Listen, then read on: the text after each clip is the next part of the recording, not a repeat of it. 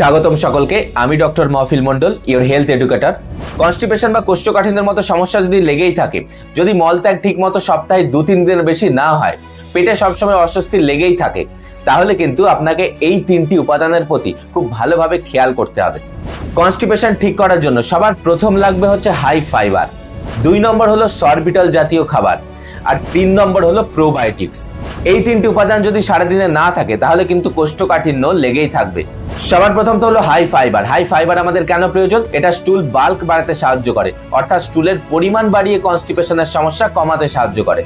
High fibre বেশিরভাগ সবুজ শাকসবজি যেমন ব্রোকলি, স্পিনাচ বা পালং শাক, এছাড়া ফুলকপি, এছাড়া গাজরের ভিতরে পর্যাপ্ত পরিমাণে পাওয়া যায়।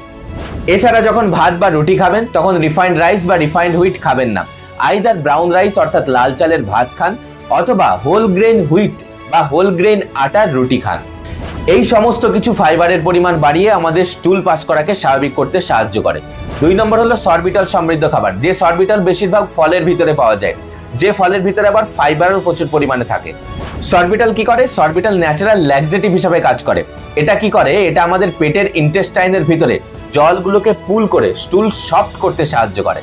ফলের ভিতরে, যে ফলগুলোর ভিতরে সরবিটলও প্রচুর পরিমাণে থাকে আর ফাইবারও বেশি থাকে, তার মধ্যে 1 নম্বর হলো খোসা সমেত আপেল।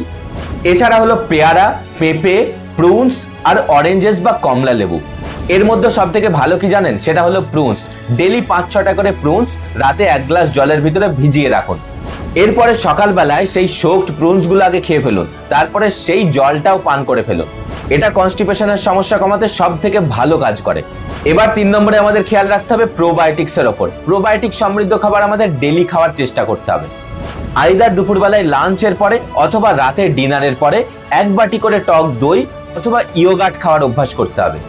এই টক দই বা ইয়োগার্ট আমাদের পেটের ভিতরে যে গুড ব্যাকটেরিয়াগুলো থাকে সেগুলোকে গ্রো করতে সাহায্য করে, যা আলটিমেটলি আমাদের পেটের কন্ডিশন ঠিক রেখে কনস্টিপেশনের সমস্যা কমাতে সাহায্য করে। তাহলে কনস্টিপেশন কমানোর জন্য আমাদের কি কি প্রয়োজন? 1 নম্বর হাই ফাইবার সমৃদ্ধ খাবার, বিশেষ করে বিভিন্ন ধরনের সবুজ শাকসবজিগুলো। 2 নম্বর হলো সরবিটল সমৃদ্ধ খাবার, বিশেষ করে বিভিন্ন ফলগুলো। আর 3 নম্বর হলো প্রোবায়োটিক অর্থাৎ টক দই অথবা ইয়োগার্ট।